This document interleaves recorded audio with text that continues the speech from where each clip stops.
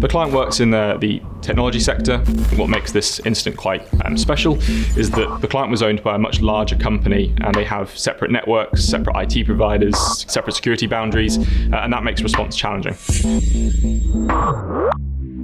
The parent company suffered a compromise. The actor gained quite significant access to that parent company network, and they used that access to the network to move laterally onto the child company network and start to perform quite worrying activity like trying to deploy ransomware.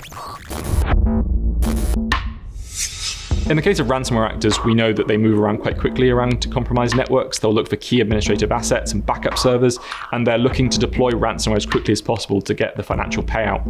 This is really, really important when it comes to formulating an effective response plan, because in the case of ransomware actors, we know we need to respond quickly and effectively.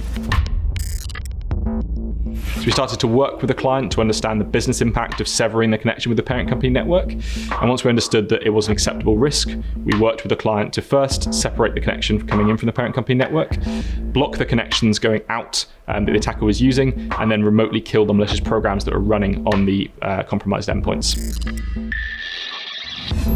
So in a very short space of time, we were able to completely push the actor out of the network, and we prevented them from coming back in the future.